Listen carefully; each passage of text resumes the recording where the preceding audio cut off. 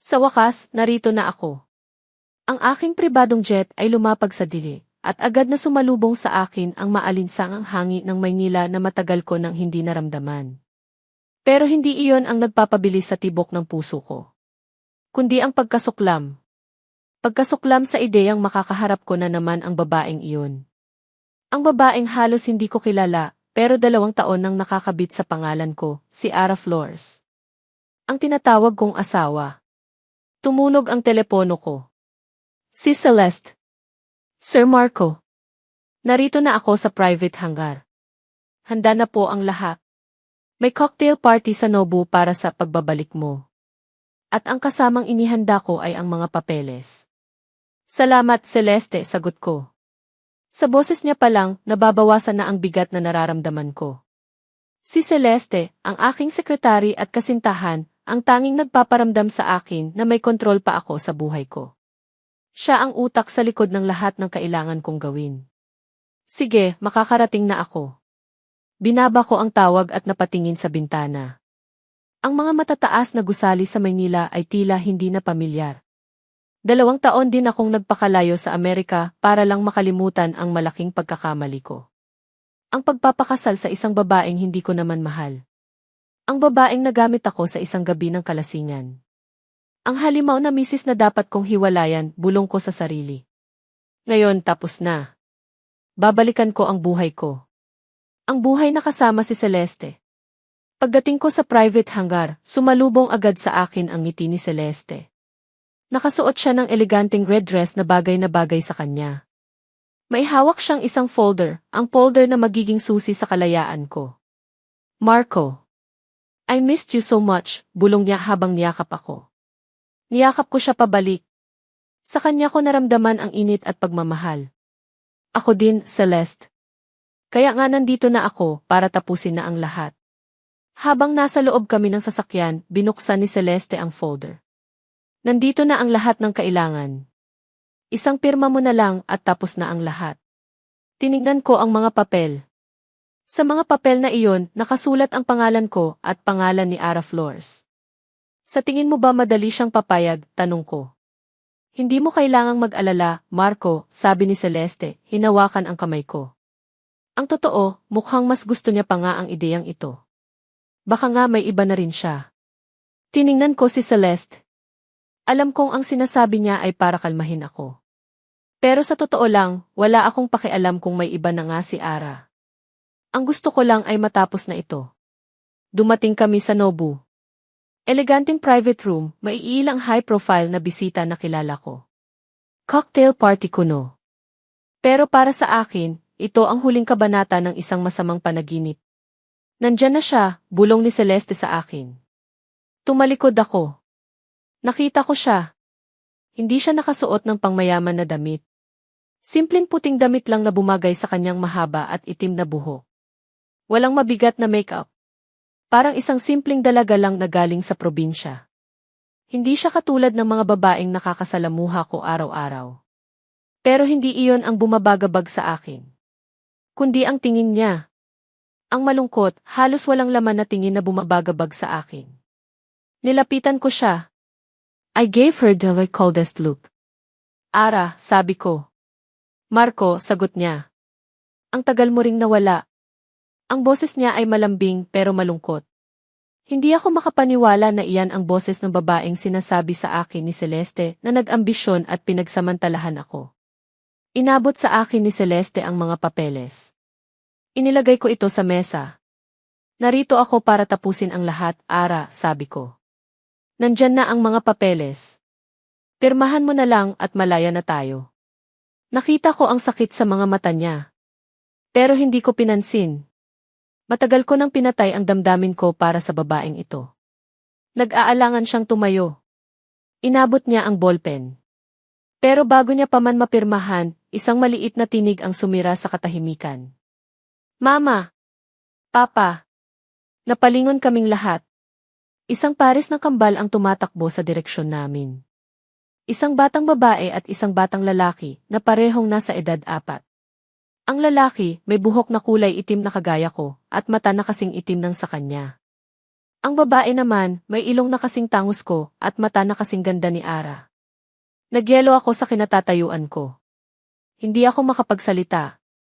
Yumakap ang mga bata kay Ara. Papa, bakit ang tagal mo? Miss ka namin, sigaw ng batang lalaki.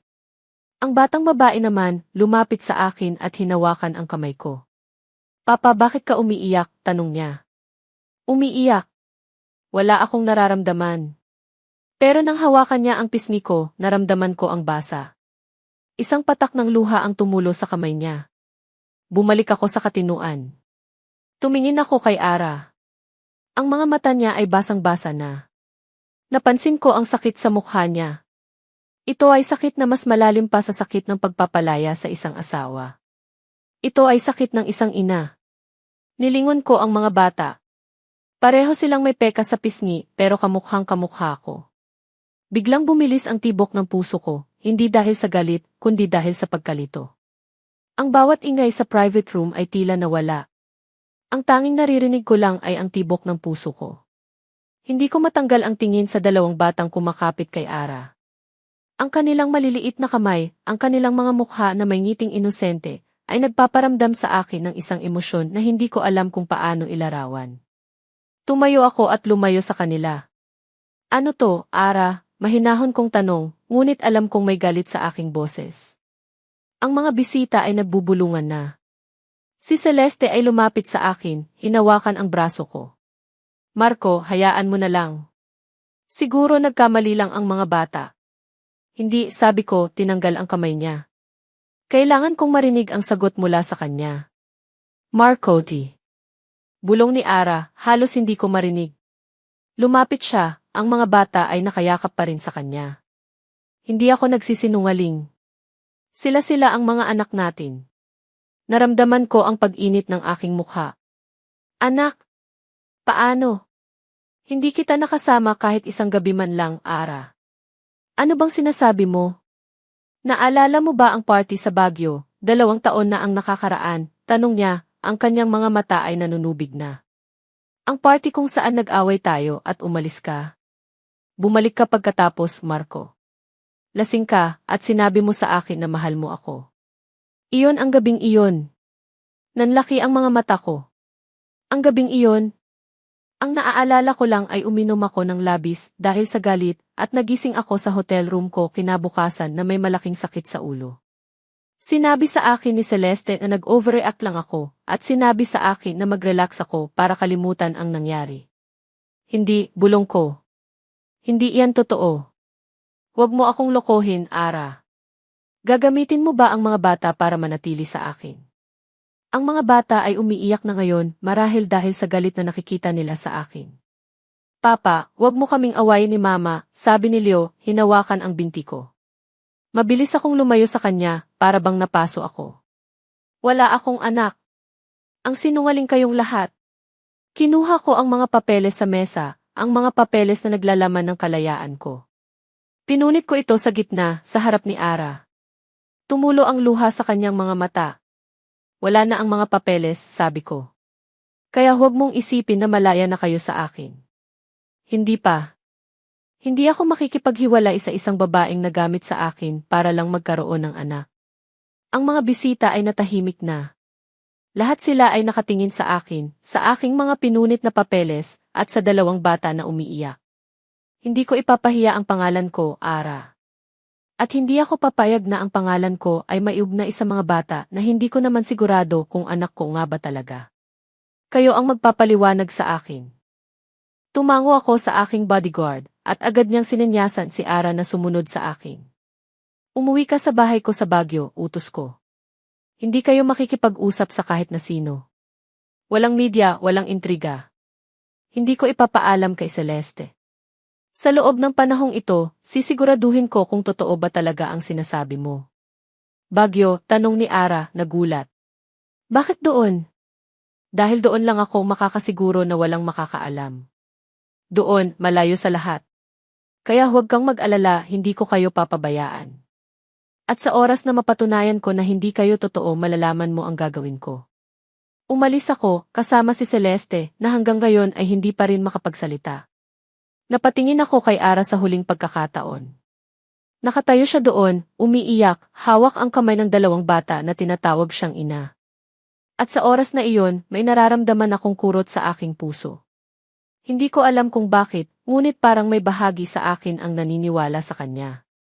Ang bahay sa Baguio, na dating para sa akin ay isang lugar para mag-isip at magpahinga, ay naging isang sementeryo ng mga alaala. Walang buhay. Walang ingay. Walang pagmamahal. Ngunit ngayon, ang tahimik na bahay na ito ay naging saksi sa isang pamilya na nabuo sa isang gabi ng kalasingan. Naramdaman ni Ara ang lamig ng hangin sa Baguio. Hindi lang dahil sa klima, kundi dahil din sa lamig sa kanyang puso. Nasa kanya na si Marco. Ngunit hindi siya masaya. Ang mga tingin ni Marco ay puno ng pagdududa, pagkasuklam at galit. Nagbago ang lahat. Nagsimula siya sa paglilinis ng bahay at inilagay ang mga gamit ng mga bata sa kwarto na dating kwarto ng bisita. Naglagay siya ng mga pamilyar na laruan at mga libro para lang maging komportable ang mga bata. Mama, sabi ni Lia, habang hawak ang isang libro, bakit malungkot ka? Ngumiti si Ara, isang pilit na ngiti. Hindi ako malungkot, anak. Masaya ako dahil nandito na tayo. Pero bakit hindi ka umingiti ng totoo? Tanong naman ni Leo. Kagaya ng dati.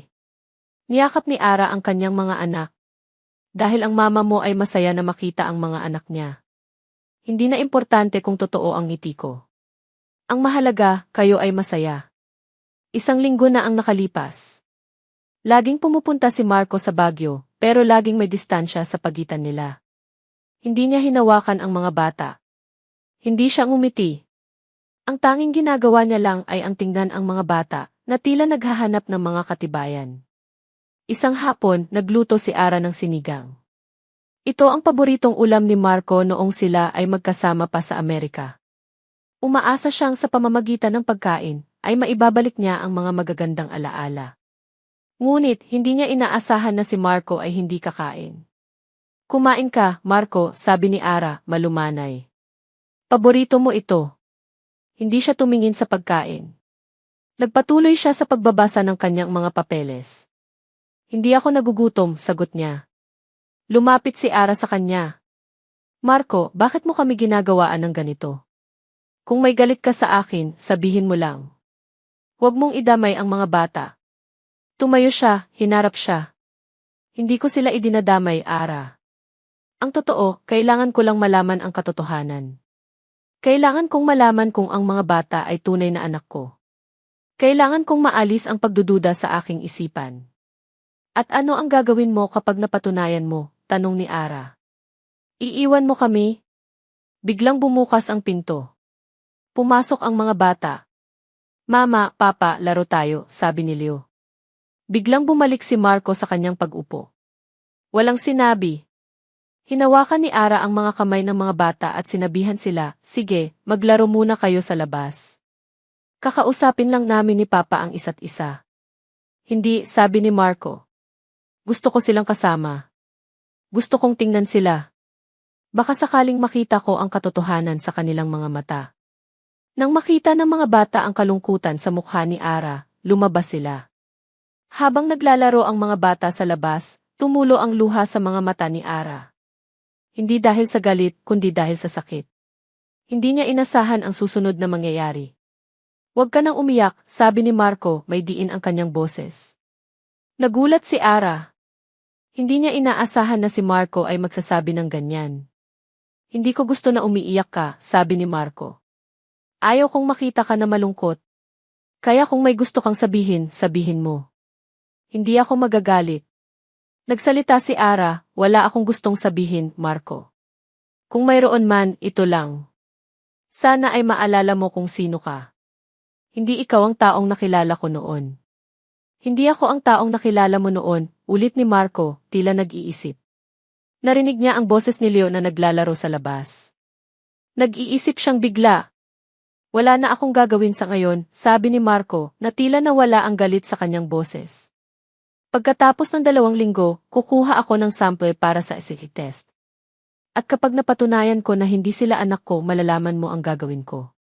Umalis si Marco. Habang nagmamaneho siya, napansin niyang may isang taong nagmamaneho sa kanyang likod. Si Celeste. Ang maliit na drawing ni Leo na isang stick figure ng isang pamilya, si Mama, si Papa, at sila ni Ilya, ay nakadikit sa refrigerator. Simple lang pero may kakaibang bigat sa aking dibdib. Ang mga salita niya, gusto ko si Papa na laging kasama namin, ay umalingaw sa isip ko. Hindi ko maintindihan kung bakit, pero may bahagi sa akin ang nag-aalala. Isang hapon, nakita ko si Ilya na nakaupo sa sahig, nakasimangot habang tinitingnan ang kanyang homework. Lumapit ako. Ano yan? Tanong ko, may bahid ng pagtataka sa aking boses. Hindi ko po maintindihan, Papa, sagot niya, malungkot. Ang hirap po ng math. Sa isang iglap, nakalimutan ko ang lahat ng pagdududa ko. Ang tanging nakita ko lang ay ang maliit na bata na nangangailangan ng tulong. Umupo ako sa tabi niya. Sige, tingnan natin. Tinulungan ko siyang intindihin ang mga numero. Unti-unti, nakita ko ang pag-ilaw ng kanyang mga mata. Nang masagot niya ang huling tanong, umiti siya. Isang ngiting napaka-inosente, napakalinaw. Salamat, Papa, sabi niya, niyakap ako. Niyakap ko siya pabalik. Sa unang pagkakataon, naramdaman ko ang init ng isang yakap na hindi galing kay Celeste o sa sinumang babae na nakasama ko. Ito ay yakap ng isang bata, yakap ng isang anak. Kinabukasan, nakita ko si Leo na naglalaro ng chess mag-isa. Lumapit ako. Marunong ka mag-chess? Tanong ko. Opo, Papa, sagot niya. Tinuruan po ako ni Mama. Umupo ako. Gusto mo, turuan kita ng mas magandang diskarte. Naglalaro kami ng chess. Sa bawat galaw niya, nakikita ko ang pag-iisip niya. Matatalino ang mga bata. At habang naglalaro kami, naramdaman ko ang koneksyon. Isang koneksyon na hindi ko naramdaman kailanman. Isang gabi, habang nagbabasa ako ng libro sa sala, narinig ko ang boses ni Ara na nag-uusap sa telepono sa labas. Hindi ko maintindihan ang lahat ng sinasabi niya, pero may bahid ng lambing sa kanyang boses. Sige na, kuya. Miss na kita. Kailan ka bibisita dito sa Baguio? Kuya. Sino ang kuya niya? Bigla akong nakaramdam ng inis. Hindi ko alam kung bakit, pero parang may kumurot sa aking dibdib. Sino ang lalaking iyon? Bakit siya tinatawag na kuya? Lumabas ako. Nakita ko si Ara na nakangiti habang kausap ang telepono. Ang ngiti niya ay iba. Hindi iyon ang ngiti na nakikita ko sa kanya. Ito ay ngiting puno ng kaligayahan. Nang makita niya ako, agad niyang binaba ang telepono. Marco, sabi niya, may bahid ng gulat. Sino yon? Tanong ko, may lamig sa aking boses. Nag-aalangan siyang sumagot. Ah, wala. Kaibigan lang. Hindi ako naniwala. Ang tingin niya ay nagpapahiwatig ng isang bagay na hindi niya gustong sabihin. Bumalik ako sa loob ng bahay. Hindi ko maintindihan ang nararamdaman ko. Bakit ako nagagalit? Bakit ako naiinis? Hindi naman siya importante sa akin. Hindi ba? Sa sumunod na mga araw, mas madalas akong manatili sa Baguio. Hindi ko na iniisip ang mga papeles ng diborsyo. Ang tanging nasa isip ko lang ay ang mga bata. At si Ara. Isang umaga, nakita ko si Ara na naglalabas sa labas. Ang mga bata ay nakaupo sa tabi niya, nagtatawanan habang naglalaro ng tubig. Ang sikat ng araw ay tumama sa kanyang mukha, at nakita ko ang isang ngiting napakaganda. Isang ngiting totoo. Sa oras na iyon, may naramdaman akong kakaiba. Hindi ko alam kung ano ito, pero parang may bahagi sa akin ang nagsasabi na ito ang tunay na kaligayahan. Ito ang pamilya. Tumunog ang telepono ko. Si Celeste. Marco, nasaan ka? May meeting tayo ngayon sa company. Bakit hindi ka sumasagot sa tawag ko? Nandito ako sa Baguio, sagot ko. Baguio? Bakit ka pa rin dyan? Akala ko ba tapos na ang lahat? Tanong niya, may bahid ng inis. Hindi pa, sabi ko. May kailangan pa akong gawin dito. Pero Marco, hindi mo pwedeng pabayaan ang company, sabi niya. Hindi ko pinapabayaan ang company, Celeste. May kailangan lang akong ayusin dito. Binaba ko ang tawag. Lumapit ako kay Ara. Ara, sabi ko. Mananatili ako rito ng isa pang araw. Nagulat siya. Bakit? Dahil, sabi ko, tumingin sa mga mata niya, gusto kong maging ama sa kanila. Kahit sa ngayon lang. Nakita ko ang sakit sa mga mata niya, pero sa likod ng sakit, may nakita akong pag-asa. Alam kong ang desisyon kong ito ay magdudulot ng sakit sa kanya, pero alam kong ito ang tama. Para sa mga bata. At para sa akin. Narinig ko ang boses ni Marco sa telepono, ang boses na puno ng lamig at pag-aalala. Mananatili ako rito ng isa pang araw. Hindi ako makapaniwala. Nanatili si Marco sa Baguio, kasama si Ara at ang mga bata. Nagsiselos ako. Hindi ko maintindihan kung bakit. Bakit kailangan niyang manatili doon? Bakit hindi siya bumalik sa Manila sa akin? Hindi ko na kinaya. Kinuha ko ang aking sasakyan at nagmaneho papunta sa Baguio. Hindi ko na inisip ang trabaho. Hindi ko na inisip ang lahat. Ang tanging nasa isip ko lang ay si Marco. Pagdating ko sa Baguio, hindi ko na hinanap si Marco. Ang tanging gusto ko lang ay ang makita ang bahay niya. Ang bahay na tinawag niyang itahanan. Nakarating ako sa bahay ni Marco. Nakita ko siya sa labas, naglalaro kasama ang mga bata. Ang mga bata ay tumatawa at nakita ko ang isang ngiti sa mukha ni Marco. Isang ngiting hindi ko pa nakikita sa kanya. Kinuha ko ang aking telepono at nag-text sa kanya. Marco, nasaan ka? Walang sagot. Nanginginig ang aking mga kamay. Alam ko na may nangyayari sa pagitan nila ni Ara. Hindi ko na kinaya. Pumunta ako sa isang coffee shop. Habang nag-iisa akong umiinom ng kape, nakita ko si Ara na lumabas sa isang restaurant. Nakita ko ang isang lalaking kasama niya.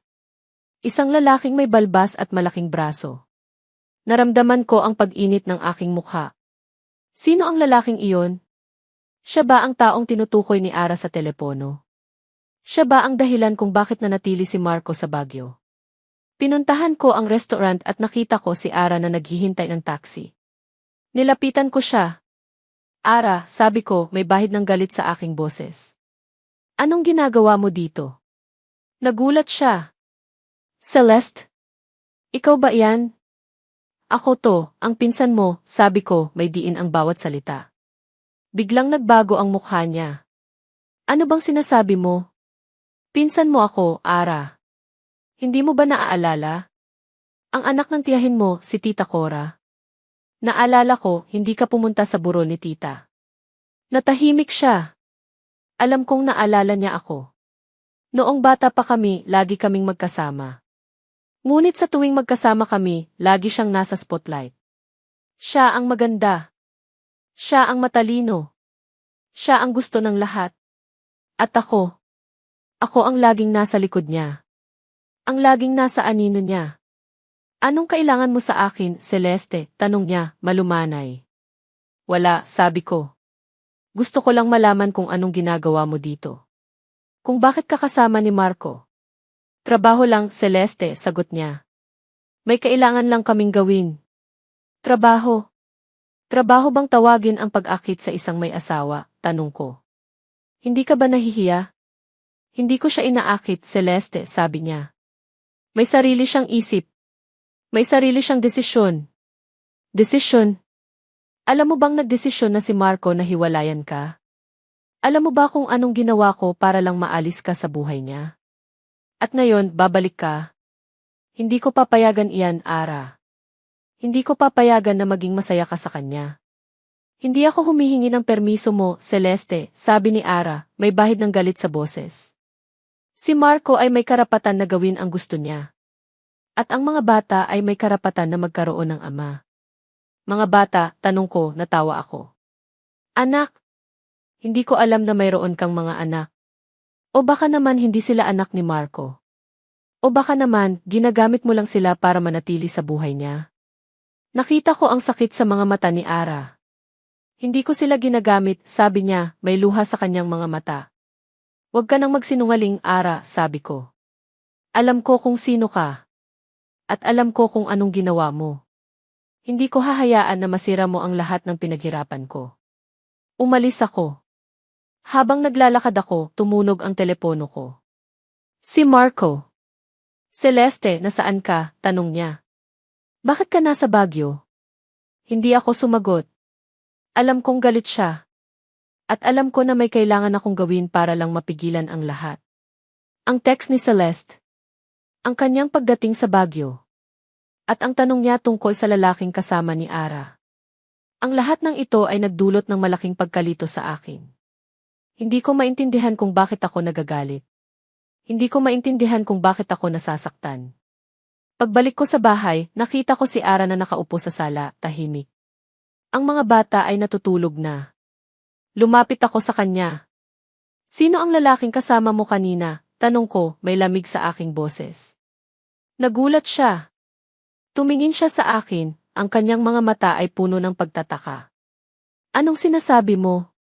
Nakita ko kayo, Ara, sabi ko, lumapit palalo sa kanya. Nakita kita sa labas ng restaurant kasama ang isang lalaki. Sino siya? Napayo ko siya. Hindi siya sumagot. Ang kanyang katahimikan ay nagpaparamdam sa akin ng galit. Bakit katahimik, Ara? Tanong ko, may diin ang aking boses. May itinatago ka ba sa akin? Tumulo ang luha sa kanyang mga mata.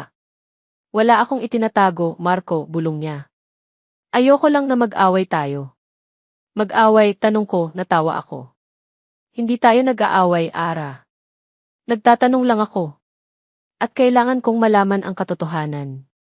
Hinawakan ko ang kanyang kamay. Nanginginig ang kamay niya. Sabihin mo sa akin, Ara. Sino siya?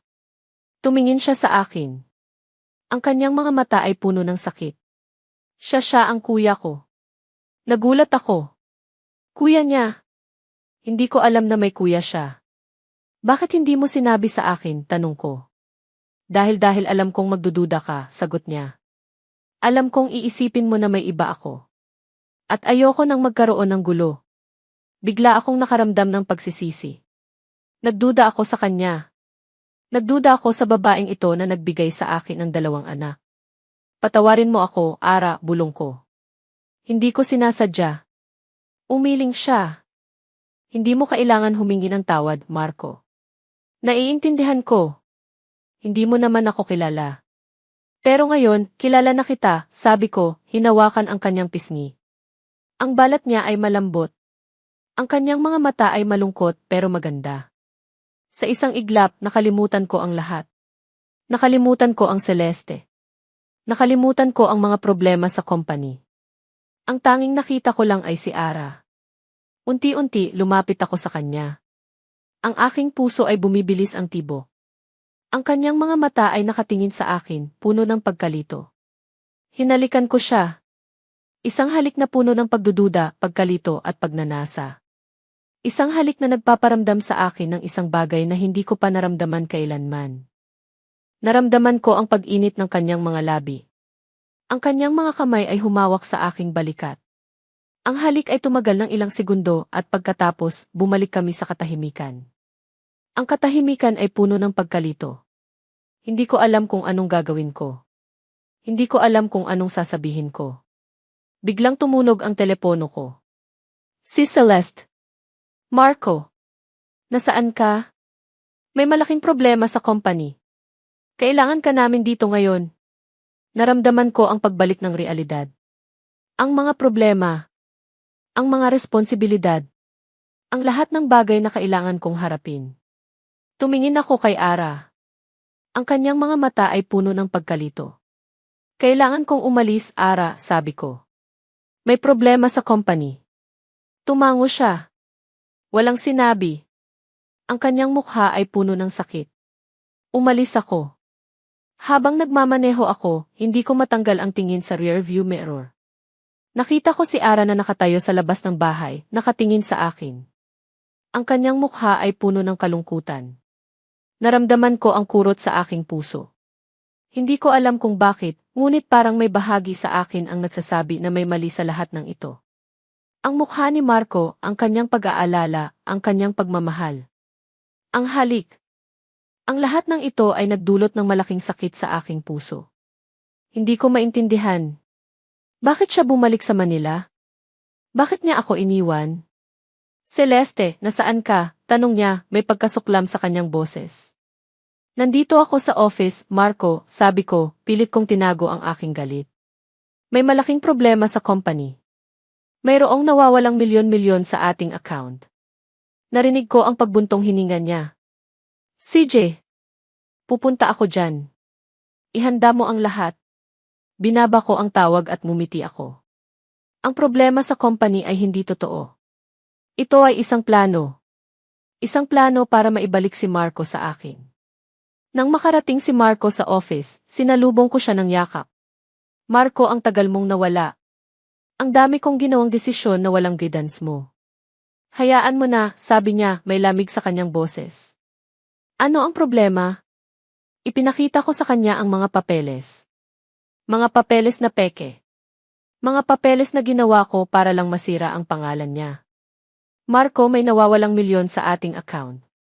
Hindi ko alam kung paano nangyari ito. Tiningnan niya ang mga papeles, ang kanyang mukha ay puno ng pagdududa. Paano nangyari ito, Celeste? Paano mo hinayaan na mangyari ito? Hindi ko alam, Marco, sabi ko, pilit akong umiiyak. Nawala lang sa aking atensyon. Ang totoo, hindi ko na kayang gawin ang lahat ng ito ng mag-isa. Kailangan kita. Niyakap niya ako. Sa yakap niya, naramdaman ko ang lamig. Hindi ito ang Marco na kilala ko. Hindi ito ang Marco na nagmamahal sa akin. Huwag kang mag-alala, Celeste, sabi niya. Aayusin natin ito. Pero Marco, sabi ko, may iba pa. Ang mga tao ay nag-uusap na. Sinasabi nila na ikaw ang dahilan kung bakit nawawala ang mga pera. Sinasabi nila na ikaw ang mastermind. At ang dahilan? Si Ara. Sinasabi nila na ginagamit ka ni Ara. Nanlaki ang mga mata niya. Hindi totoo yan, Celeste. Pero Marco, sabi ko, naalala mo ba ang gabing iyon? Ang gabing iyon kung saan nilasing ka niya? Alam kong ginawa niya iyon. Alam kong ginawa niya iyon para makuha ka. At ngayon ang mga bata. Sila ba ay totoo? Nag-alangan siya. Ang halik na iyon. Ang mga bata. Ang lahat ng ito ay nagdulot ng pagkalito sa kanyang isipan. Niyakap ko siya. Marco, huwag mo akong iwan. Hindi ko kayang gawin ang lahat ng ito ng mag-isa. Kailangan kita. Kailangan ka ng company. Hindi ko kayang iwanan ka, Celeste, sabi niya. Hindi ko kayang iwanan ang company. Pero hindi ko rin kayang iwanan si Ara at ang mga bata. Narinig ko ang boses niya na puno ng pag-aalinlangan. Alam kong may kailangan akong gawin. Kailangan kong tapusin ito. Kailangan kong patayin ang pag-ibig niya para kay Ara. Kinuha ko ang aking telepono at nag-text sa isang tao. Ilabas mo ang kwento. Ngayon na. Ang hangin sa Baguio ay laging malamig. Ngunit ngayon, mas malamig pa ang naramdaman ni Ara. Ang kanyang puso ay parang yelo, walang nararamdaman kundi sakit at kalungkutan. Iniwan na naman siya ni Marco. Iniwan na naman siya para bumalik sa Manila, sa company at kay Celeste. Isang umaga, habang nasa palengke siya para bumili ng mga gulay, nakarinig siya ng bulungan. Tingnan mo yan. Ang kapal ng mukha. Kinuha niya si Emily Alcantara. Sinasabi ko na nga ba, malandi siya. Nga. Ang akala ko, mabait siya. Pero hindi pala. Ginamit niya lang ang mga anak niya para makakuha ng mayaman na asawa. Nanginginig ang mga kamay ni Ara. Hindi siya makapaniwala sa kanyang mga narinig. Ang mga taong dati mabait sa kanya, ngayon ay tila ibang tao na. Umalis siya sa palengke. Habang naglalakad siya sa daan, nakita niya ang mga kapitbahay niya na umiiwas sa kanya. Ang mga ngiti na dating nakikita niya, ngayon ay pinalitan ng mga masasamang tingin. Nang makarating siya sa bahay, nakita niya ang mga bata na umiiyak. Mama, sabi ni Leah, bakit po ayaw na sa amin ang mga kaibigan namin? Mama, sabi ni Leo, bakit po sinasabi nila na masama ka? Niyakap ni Ara ang kanyang mga anak. Huwag kayong mag-alala, mga anak, sabi niya. Hindi totoo ang mga sinasabi nila. Masaya tayo dito, di ba? Ngunit, ang mga bata ay hindi na tumigil sa pag-iyak. Sa gabi, habang natutulog na ang mga bata, nakita ni Ara ang sarili niya sa harap ng salamin. Ang kanyang mukha ay puno ng kalungkutan. Ang kanyang mga mata ay puno ng luha. Hindi niya alam kung anong gagawin niya. Hindi niya alam kung anong gagawin niya sa mga bata. Ang mga bulungan sa Baguio ay parang isang apoy na unti-unting sumisira sa kanyang buhay. Kinuha niya ang kanyang telepono at tinawagan si Marco. Walang sagot. Tinawagan niya ulit. Walang sagot pa rin.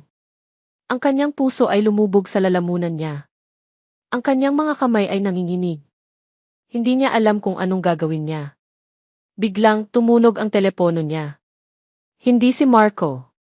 Ito ay isang numero na hindi niya kilala. Hello, tanong niya. Ara Flores, tama ba? Tanong ng isang boses. Sino to? Tanong ni Ara. Hindi na mahalaga kung sino ako, sabi ng boses. Ang mahalaga, alam ko ang sikreto mo. Alam ko na nawawala ang mga records ng medical mo at ng mga anak mo sa ospital. At alam ko na mayroong gustong maglabas ng kwento sa media. Anong sinasabi mo? Tanong ni Ara, nanginginig ang kanyang boses. Wala akong sinasabi, sabi ng boses. Kailangan mo lang mag-ingat. Maraming mata ang nakatingin sa iyo. Binaba ng boses ang tawag. Nanatiling tahimik si Ara. Ang kanyang puso ay bumibilis ang tibok. Ang kanyang mga kamay ay nanginginig. Ang kanyang mukha ay puno ng takot. Ang mga tawag ko kay Ara ay hindi sinasagot. Ang bawat ring ng telepono ay parang martilyo sa aking dibdib. Isang araw na akong hindi matahimik. Ang mga salita ni Celeste tungkol sa mga nawawalang pera sa kumpanya ay tila lumabo sa aking isipan. Ang tanging nasa isip ko lang ay si Ara at ang mga bata. May mali. Ramdam ko. Hindi ko na kinaya.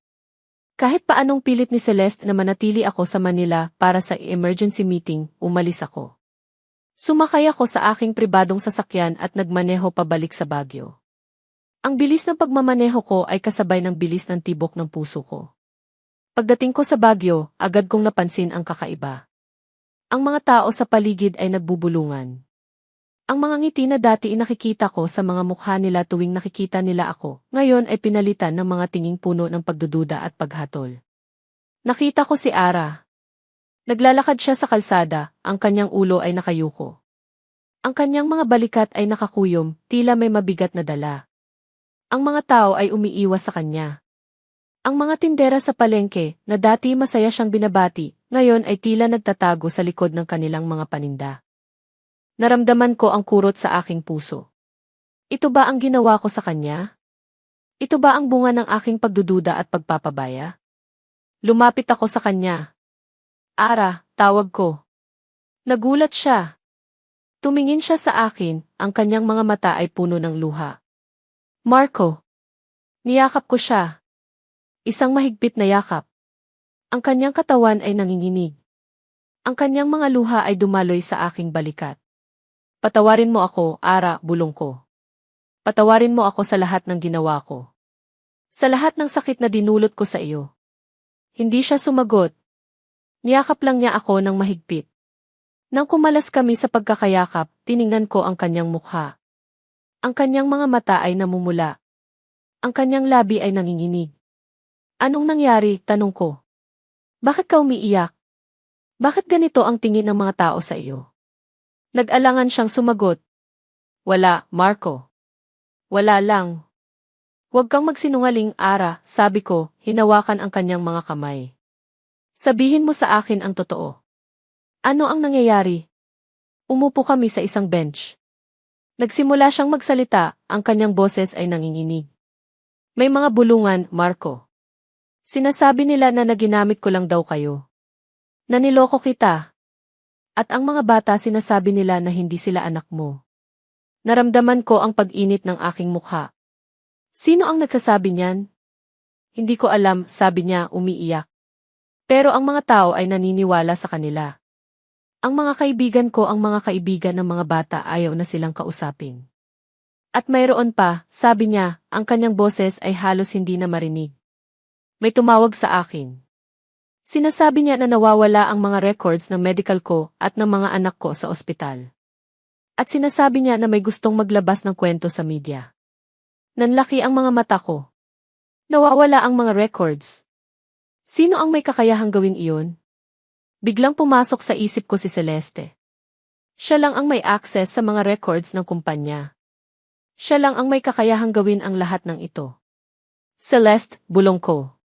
Nagulat si Ara. Celeste? Bakit si Celeste? Hindi ko alam, Ara, sabi ko. Pero may kutob ako. May kailangan akong gawin. Tumayo ako. Kailangan nating bumalik sa Manila.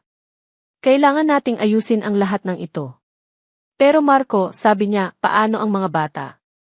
Paano kung makita sila ng media? Hindi ko hahayaan na mangyari iyon, Ara, sabi ko. Kailangan nating maging matapang. Kailangan nating labanan ang lahat ng ito. Habang naglalakad kami pabalik sa bahay, nakita ko ang isang sobre sa pintuan. Walang pangalan. Walang address. Kinuha ko ang sobre. Binuksan ko ito. Sa loob, mayroong isang is. Tiningnan ko si Ara. Ang kanyang mukha ay puno ng pagkalito. Nang makarating kami sa loob ng bahay, agad kong isinaksak ang EXP sa aking laptop. May isang video file. Pinindot ko ang play. Ang video ay nagsimula sa isang party. Nakita ko ang sarili ko, lasing. Nakita ko si Ara, inaalagaan ako. Narinig ko ang boses ko, nagsasalita ng mga bagay na hindi ko maintindihan. At pagkatapos biglang nag-cut ang video. Naramdaman ko ang pagbilis ng tibok ng puso ko. Ano ang nangyari? Ano ang nawawala sa video? Ang katahimikan sa loob ng bahay ay parang isang bagyo na unti-unting lumalakas. Si Marco ay nakatitig sa laptop, ang kanyang mukha ay puno ng galit at pagkalito. Ang mga mata ni Ara ay puno ng takot. Ano ang ibig sabihin nito? Tanong ni Ara, nanginginig ang kanyang boses. Hindi ko alam, sabi ni Marco, ang kanyang boses ay puno ng puot. Ang video ay putol. May kulang. Biglang tumunog ang telepono ni Marco. Si Celeste. Marco, nasaan ka? Kailangan ka namin dito. Ngayon na. Hindi ako makakarating, Celeste, sabi ni Marco, may diin ang kanyang boses. May kailangan akong gawin dito. Marco, wag mo akong lokohin, sabi ni Celeste. Alam ko na nandyan ka kay Ara. Alam ko na binabalikan mo siya. Pero huwag mo akong kalimutan. May kailangan kang gawin para sa akin. Pumili ka, Marco. Ako o siya. Ang kumpanya o ang babaeng nagamit sa iyo. Huwag mo akong blackmail-in, Celeste, sabi ni Marco, ang kanyang boses ay puno ng galit. Hindi kita binlockmail, Marco, sabi ni Celeste. Ito ay isang alok. Ang alok ng pagmamahal. Ang alok ng isang masayang buhay. At kung hindi mo ako pipiliin, lalabas sa media ang isang kwento na makakasira sa iyo. Binaba ni Marco ang tawag. Tumayo siya at hinampas ang mesa. Ang laptop ay nahulog. Ang mga mata niya ay puno ng puot. Hindi ko hahayaan na mangyari ito, sabi niya. Hindi ko hahayaan na masira niya ang buhay natin. Tiningnan niya si Ara. May alam ka ba kung paano natin maibabalik ang video? Umiling si Ara. Hindi ko alam, Marco. Hindi ko alam. May alam ako, sabi ng isang boses. Nagulat kami. Nakita namin si Kuya Romel, ang kuya ni Ara. Kuya, sabi ni Ara. Anong ginagawa mo dito? Nabalitaan ko ang nangyari, sabi ni Romel. Ang mga bulungan sa Baguio, ang mga problema sa kumpanya, ang lahat ng ito. At dahil sa expertise ko, alam ko na mayroong gustong mag-edit ng video. Nagulat si Marco. Marunong ka mag-edit ng video. Sabi ni Romel. Isang A-key expert ako. At alam ko na mayroong isang paraan para maibalik ang video. Tumayo si Marco. CJ. Gawin natin. Ngayon na. Nagsimula si Romel sa pag-edit ng video. Gumamit siya ng mga advanced na software para maibalik ang mga nawawalang bahagi. Ang video ay nagsimula ulit. Ang video ay nagpakita ng isang party. Nakita namin si Marco, lasing. Nakita namin si Ara, inaalagaan siya.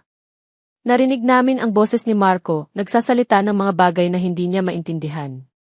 At pagkatapos, ang video ay nagpakita ng isang eksena.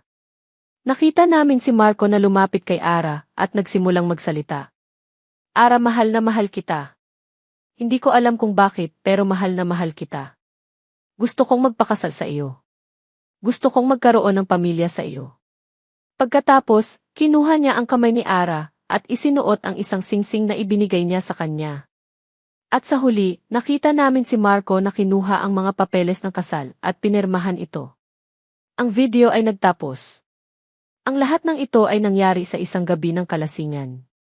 Hindi niya ito naaalala. At ngayon ang lahat ay malinaw na. Niyakap ni Ara si Romel. Kuya, salamat. Walang anuman, Ara, sabi ni Romel. Kailangan nating ipagtanggol ang ating pamilya. Tumingin si Marco kay Ara. Ang kanyang mga mata ay puno ng pagsisisi. Marco, sabi ni Ara, anong gagawin natin ngayon? Alam ko na ang gagawin ko, sabi ni Marco. Tatawagin ko si Celeste. At sa huling pagkakataon sasabihin ko sa kanya ang totoo. Ang mga ilaw ng kamera ay kumikislap. Ang mga boses ng mga reporter ay nagbubulungan. Si Celeste, ang babaeng minahal ko, ang babaeng pinagkatiwalaan ko, ay nakatayo doon, ang kanyang mukha ay puno ng galit at pagkabigla. Ang kanyang mga kamay ay nakaposas. Celeste de la Cruz, ikaw ay inaresto sa kasong pandaraya at pagnanakaw ng impormasyon, sabi ng isang pulis. Narinig ko ang pagtawa ni Celeste. Hindi ako ang may kasalanan. Si Ara. Siya ang may kasalanan. Siya ang nag-umpisa ng lahat. Ngunit walang nakinig sa kanya. Kinuha siya ng mga pulis. Habang dinadala siya papalabas, tumingin siya sa akin, ang kanyang mga mata ay puno ng pagkamuhi. Hindi ko ito makakalimutan, Marco, sigaw niya. Hindi ko ito palalampasin. Niyakap ko si Ara. Ang kanyang katawan ay nanginginig. Ang kanyang mukha ay puno ng sakit. Tapos na ang lahat, Ara, bulong ko. Tapos na ang lahat. Umuwi kami sa Baguio. Ang bahay ay tahimik. Ang mga bata ay natutulog na. Umupo ako sa tabi ni Ara. Hinawakan ko ang kanyang kamay. Ang kanyang mga kamay ay malambot pero may mga galos. Mga galos na bunga ng aking kapabayaan. Ara, sabi ko, ang aking boses ay nanginginig. Patawarin mo ako. Patawarin mo ako sa lahat ng ginawa ko. Sa lahat ng sakit na dinulot ko sa iyo. Sa lahat ng pagdududa ko sa iyo. Tumulo ang luha sa aking mga mata. Hindi ito luha ng kalungkutan, kundi luha ng pagsisisi. Alam kong hindi ko na maibabalik ang lahat ng sakit na dinulot ko sa iyo, sabi ko. Pero sana, Ara, bigyan mo ako ng pagkakataon. Bigyan mo ako ng pagkakataon na patunayan sa iyo na nagbago na ako. Bigyan mo ako ng pagkakataon na maging isang mabuting asawa. Isang mabuting ama. Tumingin siya sa akin. Ang kanyang mga mata ay puno ng luha. Marco, ang sakit. Alam ko, Ara, sabi ko. Alam kong masakit. At ako ang may kasalanan. Pero Marco, sabi niya, hindi ko alam kung kaya ko pa. Ang dami nang nangyari. Ang dami ng sakit. Alam ko, Ara, sabi ko. Pero hindi ako susuko. Hindi ako susuko sa iyo. Hindi ako susuko sa mga bata. Hindi ako susuko sa pamilya natin. Niyakap ko siya. Ang kanyang katawan ay nanginginig. Ang kanyang mga luha ay dumaloy sa aking balikat. Patawarin mo ako, Ara, bulong ko. Patawarin mo ako. Niyakap niya ako pabalik. Ang kanyang mga kamay ay humawak sa aking likod. Pinapatawad kita, Marco, bulong niya. Pinapatawad kita. Naramdaman ko ang paggaan ng aking dibdib. Ang lahat ng bigat na nararamdaman ko biglang nawala. Salamat, Ara, sabi ko. Salamat sa pagpapatawad mo. Kumalas ako sa pagkakayakap. Kinuha ko ang isang maliit na kahon sa aking bulsa.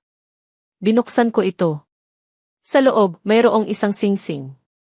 Isang singsing na may malaking brilyante. Ara Flores, sabi ko, lumuhod ako sa harap niya. Alam kong hindi ko na maibabalik ang lahat ng sakit na dinulot ko sa iyo.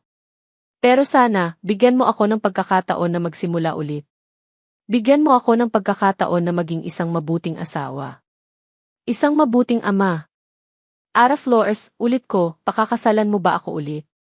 Tumingin siya sa akin, ang kanyang mga mata ay puno ng luha. Ngumiti siya.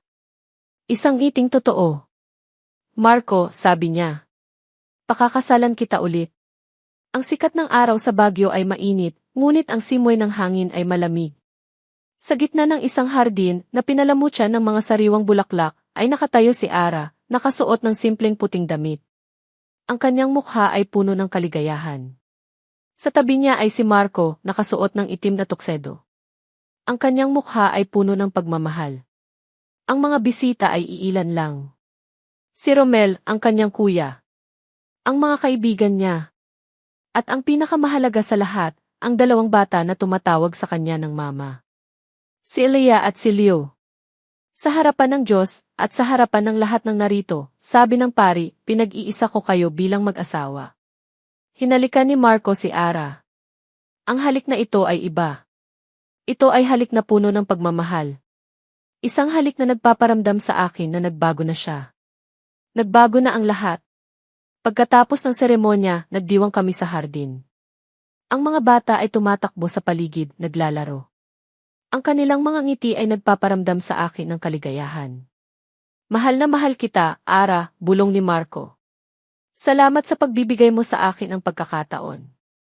Salamat sa pagpapatawad mo sa akin.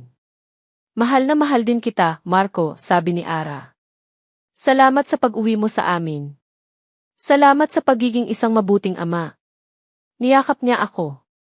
Ang yakap na ito ay mas mainit kaysa sa simoy ng hangin sa Baguio. Ang yakap na ito ay nagpaparamdam sa akin na ligtas ako. Ligtas kami. Pagkatapos ng maraming taon, ang pamilya namin ay lumaki pa. Isang gabi, habang nagbabasa kami ng libro sa sala, lumapit sa amin si Ara. May hawak siyang isang litrato. Marco, sabi niya, may luha sa kanyang mga mata. Tingnan mo. Ang litrato ay nagpapakita ng isang ultrasound. May 2 bilog sa loob. 2 bilog na magkasama. Kambal na naman, tanong ko, nagulat. Marco, sabi niya, umiti. 2 babae. Niyakap ko siya.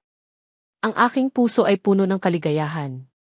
Ang lahat ng ito ay parang isang panaginip. Ang lahat ng ito ay parang isang milagro. Isang araw, habang nakaupo ako sa sala, nakita ko si Ara na naglalaro sa labas kasama ang aming 4 na anak. Si Leo, si Elia, at ang 2 babae na tinawag naming Luna at Stella. Ang kanilang mga tawa ay nagpaparamdam sa akin ng kapayapaan. Ang kanilang mga ngiti ay nagpaparamdam sa akin ng kaligayahan. Tumingin ako sa langit. Ang araw ay unti-unting lumulubog. Ang mga kulay sa langit ay napakaganda. Salamat sa lahat, bulong ko. Salamat sa pagbibigay sa akin ng pagkakataon na maging isang ama. Salamat sa pagbibigay sa akin ng isang pamilya. Ang pamilya ay hindi perpekto. Ang pamilya ay puno ng mga pagkakamali. Ngunit sa huli, ang pamilya ay isang walang hanggang pag-ibig. Maraming salamat sa inyong walang sawang pagsubaybay sa bawat kabanata ng kanilang paglalakbay. Mula sa simula ng kanilang magulong pag-ibigan, hanggang sa huling yugto ng kanilang masayang pamilya, naging bahagi kayo ng bawat emosyon na kanilang pinagdaanan. Ang pagsusulat ng kwentong ito ay nagdulot sa akin ng kaligayahan. Sa bawat salita na aking isinulat, naramdaman ko ang pagmamahal, ang sakit, ang pagdududa, at ang pagpapatawad na siyang pundasyon ng kanilang kwento. Sana, sa pamamagitan ng kwentong ito, ay naramdaman ninyo ang halaga ng pagpapatawad at ang tunay na kahulugan ng pagmamahal. Ang tunay na pag-ibig ay hindi natatapos sa isang gabi ng kalasingan, kundi nagsisimula sa pagtanggap ng bawat pagkakamali, sa pag-aayos ng bawat problema, at sa pagmamahal sa bawat isa. Ang pamilya ay hindi perpekto, ngunit sa kabila ng lahat, ito ay isang walang hanggang pag-ibig. Sana ay naramdaman ninyo ang mensahe na gusto kong iparating sa inyo. Huwag tayong susuko sa pag-ibig. Huwag tayong susuko sa pagpapatawad. Huwag tayong susuko sa pag-asa. Salamat sa inyong lahat. Sana ay magkita-kita tayo sa susunod na kwento. Ibahagi niyo sa amin ang inyong mga saloobin at kung anong kwento ang gusto ninyong basahin. Hanggang sa muli. Nagmamahal. Hindi binasa ang sulat ko.